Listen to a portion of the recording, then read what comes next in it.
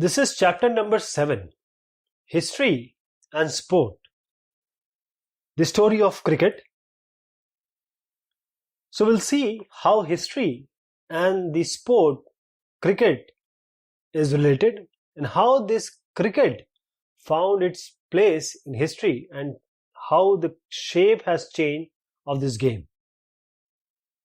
So before I go ahead, let me tell you that this cricket is a game which is the most popular game in certain countries. It has various viewers. So this cricket, the basic idea you need to understand about this topic is played or is popular in those places which places were the colonies of Britishers. So wherever Britishers rule or they made colonies, this sport actually became popular. Britishers doesn't want it, but now the things have changed. The teams which are playing better or good, that means they are at par with the English team, and those are the teams from the subcontinent. So cricket grew out of the many stick and ball games which are played in England 500 years ago under a variety of different rules. That means that the stick and ball game, one of the game was cricket. The word bat is an old English word. This means what? Stick or club. But now by the 17th century, this game was a distinct game, a different game, and it was so popular at that time, by the 17th century, that those who are not going to the church, they were fined because they were so interested in playing cricket. And then till the middle of the 18th century, the bats, the cricket bat, they were just of same shape as the hockey stick. See, this is the hockey stick and this is the bat. This is kind of hockey stick, but this is not hockey stick. This is a bat actually. So this is the oldest cricket bat. And it has some curve, like the bat was like this, I'll tell you. It was like this. And the reason was that it was like this. So the reason was that the balls were underarm. That means if you have a bowler like this, he can throw ball like this only, means underarm. After that, we'll talk about later that the round arm action, that he has to move his hand right like this and then throw the ball. This is the round arm action. But by this 18th century, the ball is only, if a person is like this, he can throw just like this, underarm. So the bat which is needed to cater or to handle this kind of ball is this kind of hockey shaped bat.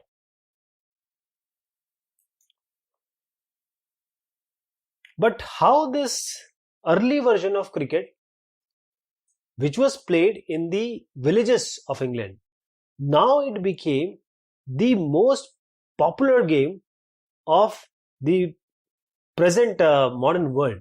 That is, it is played in the giant stadium. So we need to understand the history. And if you see that sport is also one of the kind or one of the thing or one of the source by which we can understand the course of the history, right? Indians previously, we were playing test match, but now we Indians, we are the second populous country of the world after China. And how this game has developed and the ruling passion of this our subcontinent, Indian subcontinent. I am including certain countries in the subcontinent which are playing very good cricket. First is India, then we have Pakistan, another very good cricket playing nation, and Bangladesh, and then Afghanistan also has started playing. So this is all I'm talking about, how this game become popular in these subcontinent countries. And this is only related to, or this is linked to the colonialism and the nationalism. And then there will be we'll discuss about the religion also and caste also, how this religion, caste, nationalism came into being. So first we'll look at the evolution of the game in England, and then we'll see how this physical training and athleticism is related to this game. Then we'll come to India, how this India adopted this game, and then modern transformation of the game we'll talk about. So this is a picture of Lords. This is a very famous ground now, Lords. So people are playing here cricket in 1821. So we'll start up with the historical development of cricket as a game in England first. So how this game became a kind of unique game. See, one of the peculiarities why this game is somewhat different, or it has peculiarities with other game, is that first is Test cricket is that match that can go on for 5 days, and still it can end up in a draw. That is no decision. No team has won. It has been drawn. There is no other sport or modern sport which take this much of time.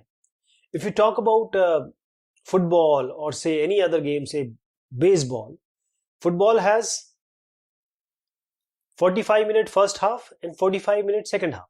So in all, roughly 1 hour 30 minutes, this game is over. But this is not true with cricket, right? This is not true with cricket. And this innings, if you say two innings, 3 innings, if you see that now the version has been shortened. That is, we have 1 day cricket and we have 2020 also. But still the test match people see and they are being played. One more why the peculiarity is, first is that it can go on and on. First thing is this. Second peculiarity of this cricket is that the pitch length is decided, but the shape of ground is not. If you take hockey, football, baseball, or any other game, the dimensions are means they are being laid down. You know the dimensions whenever we play the game. But the playing area of cricket is not decided. What I'm trying to tell here is that if this is the wickets, here we have a bowler, here we have batsman, then from here to here the length is 22 yards. But this dimension is not decided. It can be like this, it can be like this, it can be like this, it can be anything. I'll give an example. The example is, see, if you go to Australia, Adelaide, the ground is nearly oval. But if you go to Chennai, there is a chip of ground. It is circular. That means if you are hitting 6 at Melbourne cricket ground, that will not be equal to the 6 which is being hit in Firoz Shah Kotla in Delhi, New Delhi, India. So why there are peculiarities, or you can say odd things? Because the rules and regulation of the cricket was made lot earlier. So there was the soccer and hockey, the standardization of the rule came after. So the first written laws of cricket was in 1744. That is, the rules are like this. The principal shall choose from amongst the gentlemen present 2 umpires who shall absolutely decide all disputes. That means if all these are the people, this is actually the Marylebone Cricket Club. So all of these will decide 2 umpires, and these umpires will be like a judge or a jury. The stumps must be 22-inch high. That means the length of this stump will be 22-inch high, and the bail, there are bails also on this. I'll just show you. It will be 6 inches. So this will be 22 inches, this length, and there will be bails on this. This will be 6 inches. and the weight of the ball can vary from 5 to 6 ounce. And as I said, the distance between them is 22 yards. And as I said, there is no shape or boundary decided, and also there is no limit on the shape and size of the bat. The bat can be of any size or shape or size. Like, so this is how the things were different from other games. So the first world, or you can say world's first cricket club, was formed in Hambledon in the 1760s. First cricket club of the world was in Hambledon, 1760. And then the picture I showed you is the picture of the Marylebone Cricket Club, that is called MCC. This is called MCC, and this was founded in 1787. And then in 1788, this MCC published the first revision of the laws of the cricket and became the guardian of the cricket regulation, this MCC. So this MCC also brought a lot of changes in the cricket game. That is, during 1760s and 1770s, it became common to pitch the ball through the air. That is, you are not doing the underarm bowling, but the overarm bowling that I showed you. And now the bowler has the option for the length, the deception through the air, there's the swing and all those things. And the pace can also be increased. So spin and swing. This is possible when you throw the ball or bowler balls with a round arm action rather than the other action, which is the underarm. And now the batsman has to have some skill, because the balls are coming in pace and with spin and swing. So now that curved bat, that is the bat which was having the shape of the hockey, will not do. So now the bat became straight. So this is how the skill increased, and now the game also enhanced its, you can say, the rules and laws and players also.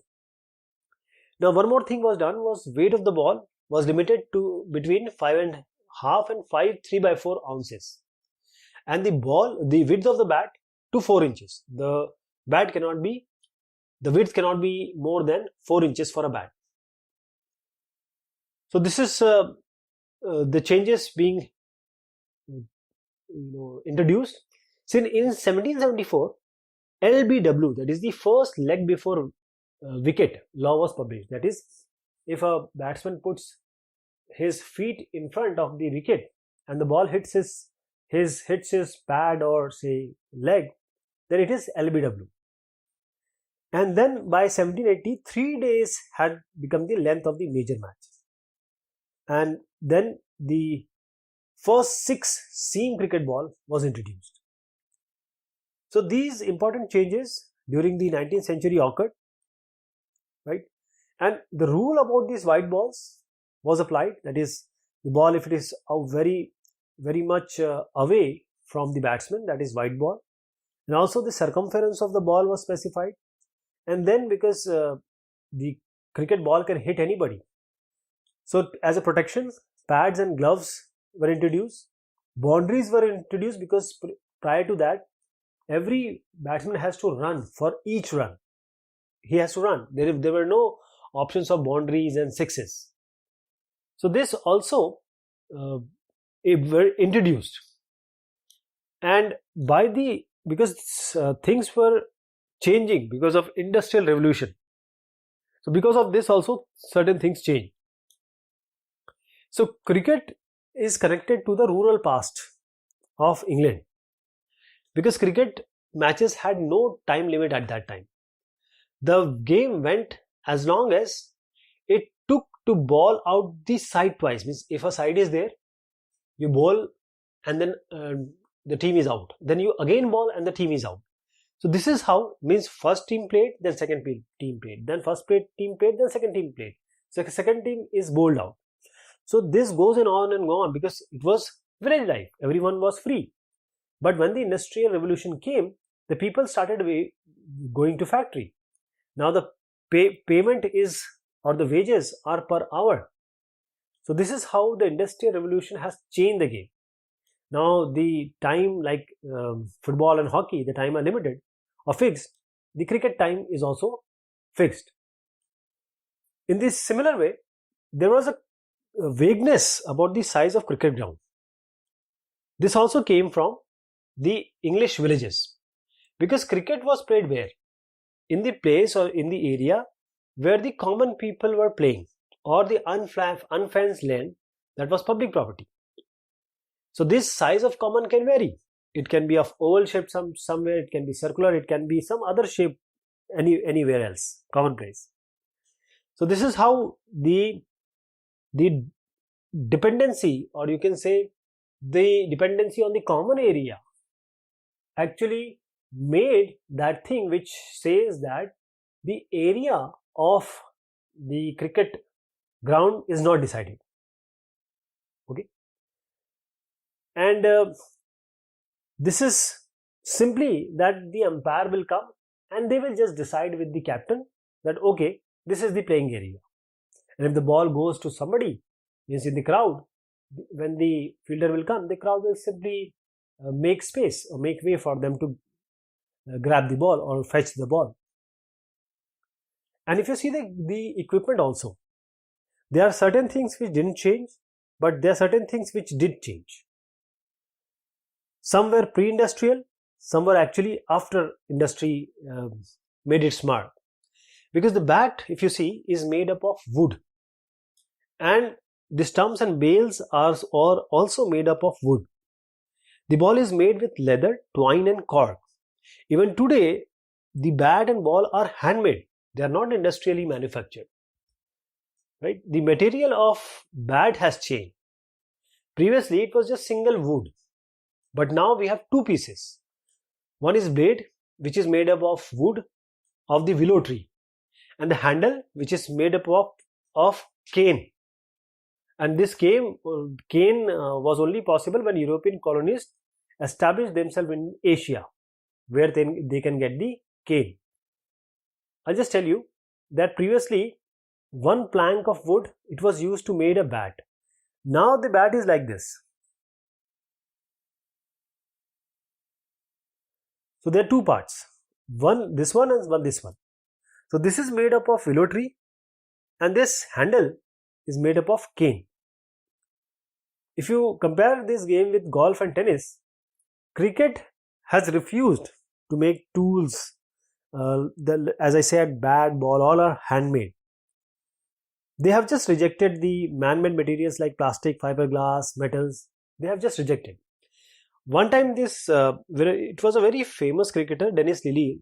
He was an Australian cricketer. He came with aluminium bat, but it was just being outlawed by the umpires. But because protection is needed, so when the vulcanized rubber was invented, then the pads were introduced in 1848, and the protective gloves also to save your hand. So this also, helmets, because to save the head, because of head injury, people can die. So this is how the industries helped in making or protecting the game with the lightweight materials, synthetic lightweight materials. Now we'll also see about this. He's a person called W.G. Grace, legendary batsman. He is a gentleman. What is gentleman? We'll see just now. This is who were gentlemen and who were just players. So there are certain words which are going to come: patronage, agreement by a wealthy supporter to give financial support for a specific cause. And also subscription means collected financial contribution for a specific purpose, such as cricket, like chanda. So what do we see about the cricket in Victorian England? What was that which we need to understand? See, the organization of cricket in England, it reflected the English society. That is, the rich, they just played for fun, for leisure, right? And those who played for living, means livelihood, they were called professionals. So those who played for fun, pleasure, that is amateurs, and others were professionals. And the rich were amateurs because of there are two reasons. First, They just wanted leisure. Second, there was no money in this game, and the money is only the money which this professional get is only by this subscription or some patronage. And there is, because the England is a very cold country, so we cannot play games or cricket means throughout the year. There are only few months they can play, so there is no employment also year around. This is how these professionals, they would go for some other work off season. So this social superiority of these amateurs, they were called as gentlemen, while the professionals were just called as players. They entered in the ground through different entrances. So amateurs, they were batsmen. They were the leisure people, so they just do batting. And the other part of the game, that is the bowling and fielding, who does that? Professionals do that. See, who does that? And also, because of this scenario, the benefit of doubt also went to batsmen, because batsmen were the main key person in this society, English society, because they were amateurs, they were rich people. That is, if anything happens and something could not be decided by naked eye or by a third eye, that is the replay, etc., the benefit of doubt goes to the gentleman. So this was the superiority of these amateurs. They were just batsmen. So whether the captains also were amateurs only, even if it is club team or national sides. In 1930, the English team was first led by the professional, this is the first time it happened. It was professional captain. He was from Yorkshire, batsman he is, Len Hutton. And there is one more thing, the Battle of Waterloo. It is always being said that this Battle of Waterloo was won on the playing fields of Eton. Why? The British military success was based on the teachings or what values are taught to schoolboys in public schools. So the way the English teaching goes, this is how people think that because of the way of teaching for, say, military, civil service and church, these three great institutions of Imperial England, people think that this is the idea or the basics why the Battle of Waterloo and other battles were won.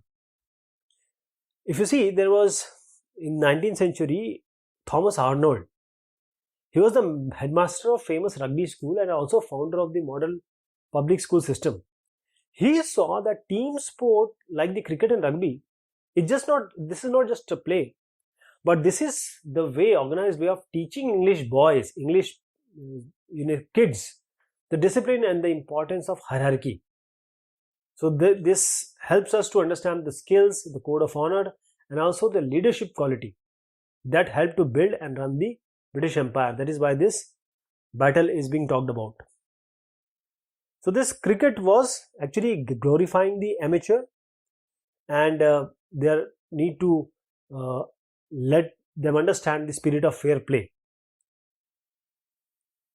If you see the actual fact, Napoleonic wars were won because of the economic contribution of iron works of Scotland and Wales, the mills of Lancashire, and the financial houses of the city of London.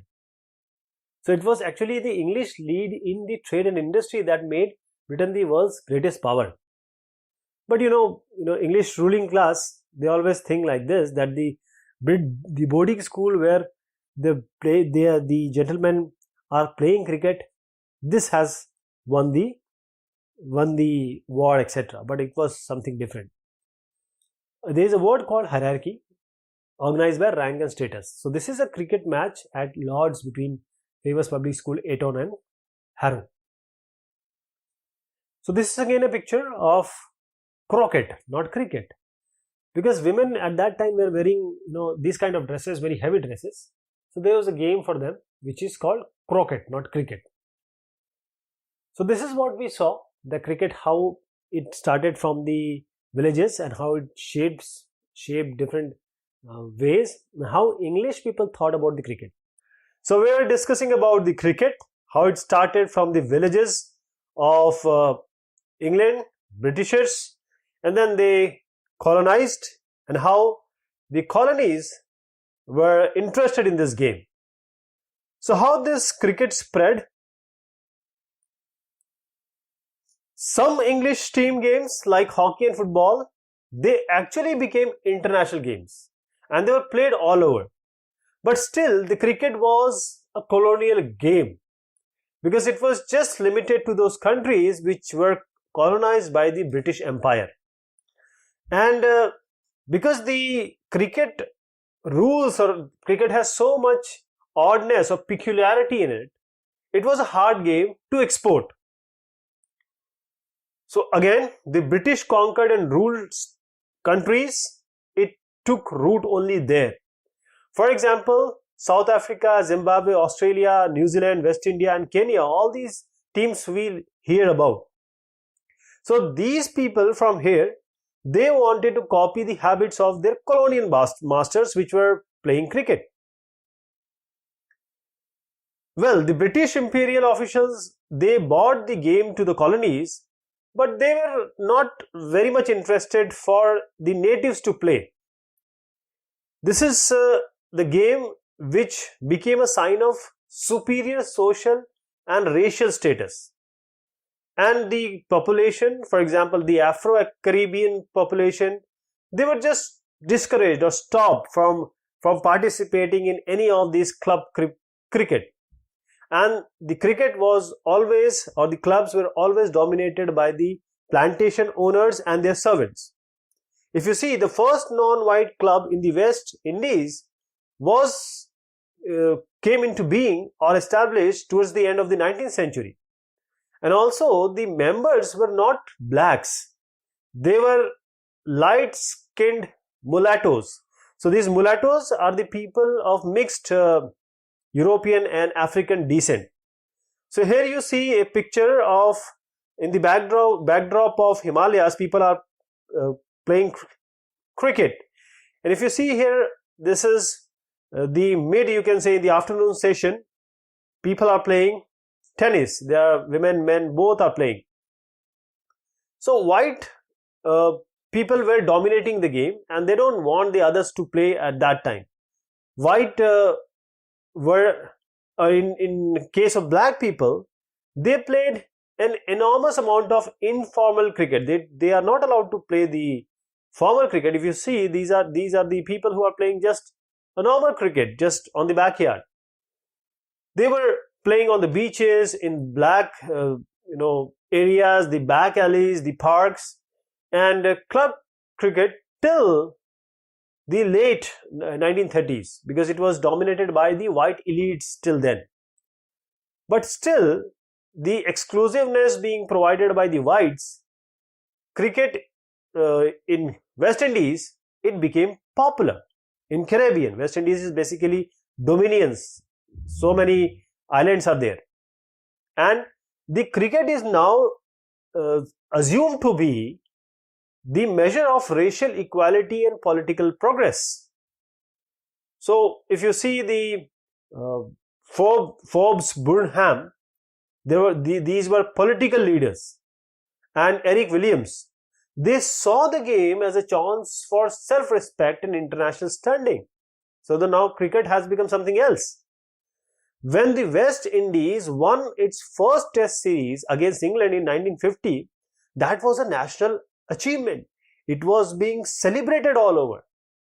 That just to show that West Indians are no less than the English, the white Englishmen. But still there was an irony. This West Indies test team, if you see, that won, the captain, Frank Worrell, he was a white. Then there were so many things happening in the Caribbean to bring all these islands and countries together. These are called dominions. But they came together for one thing, and that was cricket. Until now, we have West Indies, a team which is consisting of players of different islands, different island countries, like Trinidad and Tobago, like this. Cricket fans can take sides. If your team is playing, you will cheer for them. When it comes to say two states, you will, if you are from say UP, you will, or Uttar Pradesh, you will cheer for them. When it comes to countries, that is India playing Australia, you will probably be supporting India, and the Australian will be supporting Australians. But what happened was the first class cricket. Teams were not organized as per these geographical principles. As I said, that if India and Pakistan are playing, probably you will be supporting India. But it was not like that when the test match was being played. It was actually based on something else. So what was the thing that the Britishers tried to divide, and how these Indians became together, or the countries where they rule. So now cricket, race and religion. Cricket, as we just saw, was organized on the principle of not the game but the race and religion. If you see, the first record comes from 1721. That is an account of recreational cricket played by the English sailors in Camp Bay. The first Indian club, the Calcutta Cricket Club, was established in 1792. And through the 18th century, the cricket in India was played by British military men and civil servants, that is all white clubs and gymkhanas. This was the scene there. It was just for fun they were playing. They need to keep the privacy, and they don't want others to come in. That is, they just want to be away from the strangeness, discomfort and danger of their stay in India. And they also considered that Indians have no talent for this game and they will not be able to play this game. But they did. Not only Indians, but the subcontinent players, they played well, really well. If we talk specifically about India, the Indian cricket, that the first community which started the game in Mumbai was Zoroastrians, the Parsis. Because they were a trading community, they came in contact with these Britishers, so they were first to westernize themselves. And they founded a club, first Indian cricket club, that was called as Oriental Cricket Club in Mumbai, that is Bombay, in 1848. And this was funded by, great names, businessmen like Tatas and Wadias. But the white, they were not enthusiastic about this Parsis entering into game. And there was in fact a quarrel or a fight between Bombay Gymkhana, that is the white clubs only, and the Parsi cricketers over a use of park. And Parsis, they just complained that when the whites are playing polo, they are making the pitch not playable because the surface are being dug up. And when they thought, or it was clear to them that the whites are not, they will not allow us to play like this. That is, they are prejudiced against the Parsis, or the Indians, you can say. The Parsis made their own gymkhana. And the rivalry between the Parsis and the whites, that is the racist Bombay Gymkhana, had a very good ending. The Parsis team actually beat the whites, that is Bombay Gymkhana, at cricket in 1889, just 4 years after the foundation of INC, Indian National Congress, in 1885.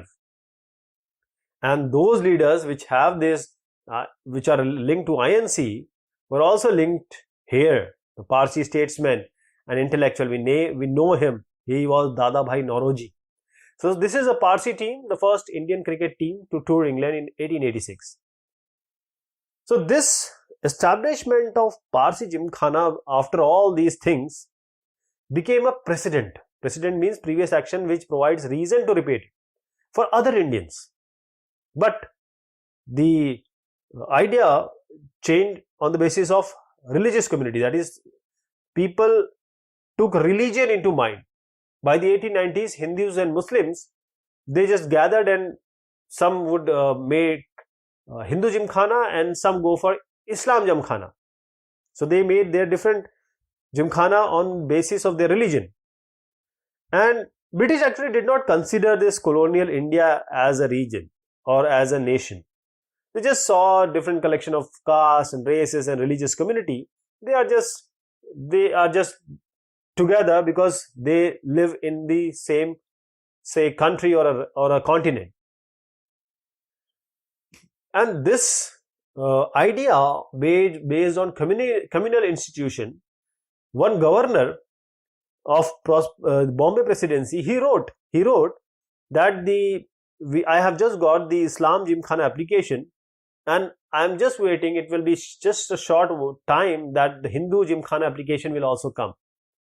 So I have to give the go for all these on the basis of their different religion. It is clear that the colonial officials regarded religious communities as separate nationalists, not as one nation or one group of nationalists. So the history of Gymkhana cricket, it led to first class cricket, which was being organized on communal and racial lines, not on the basis of a region, but or the skill or the talent, but on the communal grounds, right? If you see the Ranji Trophy, the famous Ranji Trophy, we know, currently being played on the basis of region. The tournament, this Ranji Trophy, was previously called as quadrangular. Quad means 4. So it was played by 4 teams. The first team was European, second was Parsis, third was Hindus, and fourth was Muslims. So that is how 4 teams, that is quadrangular. Now later it became pentangular. They also included the rest because, you know, they see Indian Christians also and various other communities being left out. So there was a team which is the rest. So there are 5 teams now. The Europeans, Parsis, Hindu, Muslims, and the rest. That is, if you recall, there is a famous cricketer Vijay Hazare. He was a Christian and he played for the rest. So by the late 1930s and early 1940s, the people were not very much interested, or they were not in a mood to buy this idea of communal foundation of this pentangular tournament. S.A. Barelvi and Talia Khan, he was a famous radio commentator, Talyar Khan. Mahatma Gandhi also, the father of the nation, he also condemned this pentangular way of cricketing as communally divisive, because that was the time of nationalism. So the Indians should unite on the basis of nationalism, because India has a diverse population of other caste, community, and religion. So that is how this rival first class tournament on regional lines, the National Cricket Championship, that was later named as Ranji Trophy, this was established only after India got the independence. That replaced the pentangular. So the colonial state and the divisive concept of India was the rock on which this pentangular was built. So it was a colonial tournament and it died when they left. He is Pulwankar Balu, a Dalit. He was a cricketing talent, but he was kept out of the team. He was kept out of the captainship. But because he was so talented, he cannot be kept out of the team. But he was never made the captain. Then the modern transformation of the game. If you see, today we have tests, we have one-day internationals, we have different T20 games, that is 2020 tournaments. And why this became famous now? This name goes to someone which we will just talk about. The Indian fans remember the era of this pentangular and quadrangular. That is, those who played test cricket. That is, C.K. Naidu, he played the test cricket. He was not very much in form when he played the final where he was the captain, means final games. If you see, Palwankar Vitthal and Palwankar Balu, as I just told you, they were so good, but they were not the captain, so they are not remembered that much as Naidu is known for, C.K. Naidu. So this is how the first Test captain, we remember his name. India entered the world of Test cricket in 1932. After 15 years, that is a decade and a half, it became an independent nation. And this was possible because Test cricket from its origin in 1877 was organized as a contest between different parts of the British Empire, not the sovereign nations. So the first Test was played between England and Australia, when Australia was still a white settler colony and not even having a self-governing dominion. Other countries, small countries like Caribbean also, that together make up the West Indies teams, were British colonies till well after the Second World War. Then the decolonization, that is the removal of whites or leaving of country as a independent nation. So decolonization, or the process through which different parts of European empires, they become independent or sovereign nations, it began with the independence of India in 1947 and it continued for next half a century. And here the decline of British influence in trade, commerce, military affairs, international politics, they were inevitable also in sporting matters because they ruled for so long. Then this also reflected in the organization of world cricket, Imperial Britain, because the unimportance of post-imperial Britain, it still was reflected. And even after the Indian independence kick-started the disappearance of this British Empire, but the regulation of international cricket, it remained the business of the Imperial Cricket Conference, ICC, and it was named as International Cricket Conference. See, Imperial Cricket Conference, the name was changed to International Cricket Conference as late as 1965 because there were foundation members in England and Australia. They were dominating it and they have the right to veto the proceedings. And till 1989 it happened, but after that all the playing nations were given equal membership. So this colonial flavor of world cricket during this 1950s and 1960s, if you see, it can be seen from the fact that England and other these white Commonwealth countries, Australia and New Zealand, they continued to play Test cricket with South Africa. South Africa has apartheid. It was a racist state that practiced a policy of racial segregation, that is separation on the basis of color and race, which among others barred non-whites because the majority of South African population is non-whites. And test playing nations like India, Pakistan, West Indies, they tried to boycott the South Africans, but they didn't have enough power to do so. That only came to pass when the political pressure to isolate the South Africa applied by the newly decolonized nation of Asia and Africa, combined with the feeling of liberalism in Britain, all this combined, then only the English cricket authorities cancelled the tour to South Africa in 1970. Then the commerce, media and cricket today. In 1970s, this was a decade which transformed the cricket. It was time for the game to change. And if you see, in 1970, it was a notable for the exclusion of South Africa from international cricket. Why? Because there was apartheid there. And it was also 1971 when the first one-day international was being played between England and Australia in Melbourne. So the popularity of this shortened version, that is one-day cricket, it led to the World Cup after that. And the World Cup was also very successful. And this changed the game. And again, there was a businessman called Kerry Packer. He changed the cricket altogether.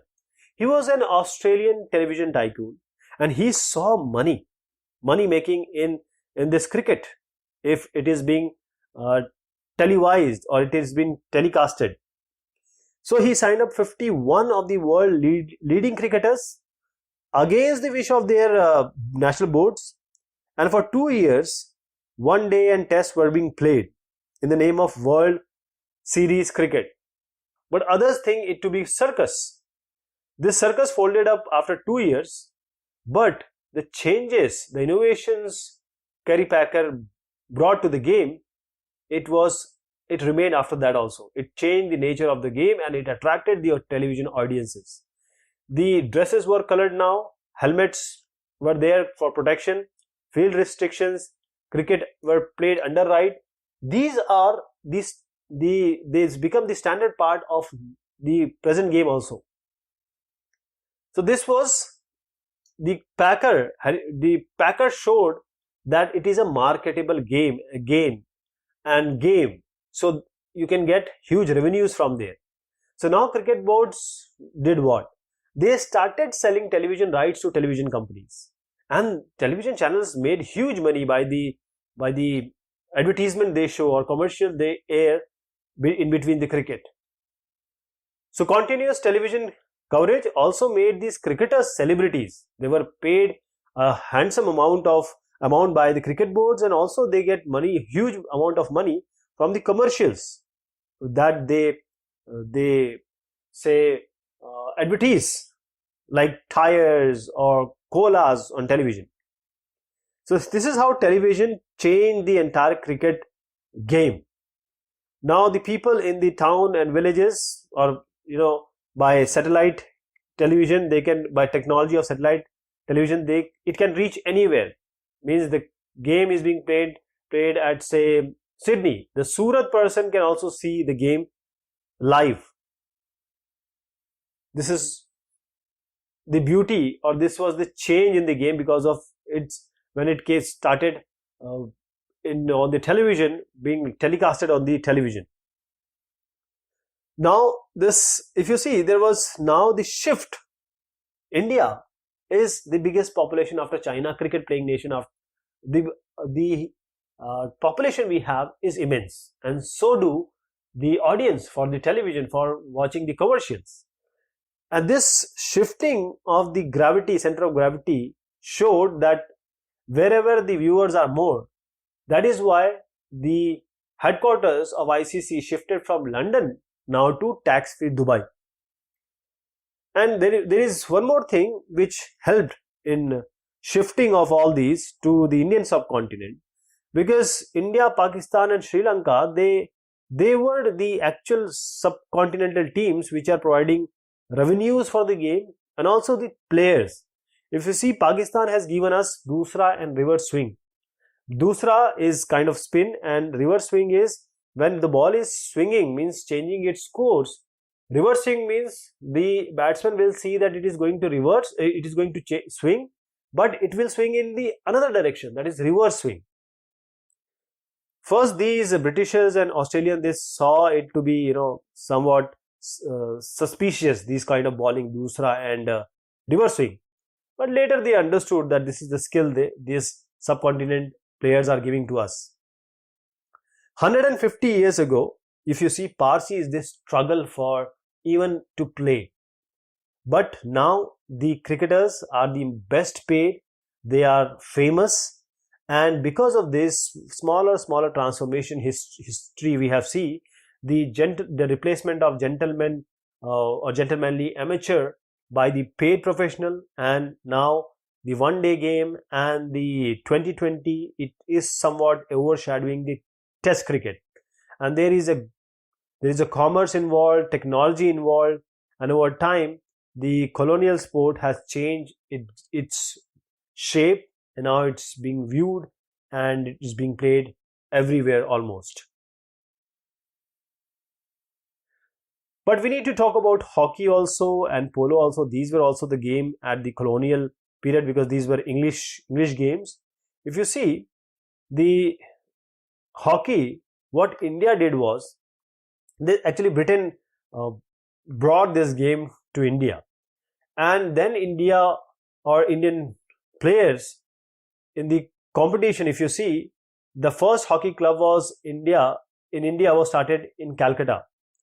And then the competition of Olympic Games, first time in 1928, India reached the finals after defeating Austria, Belgium, Denmark, Switzerland, and in finals, India defeated Holland with 3-0.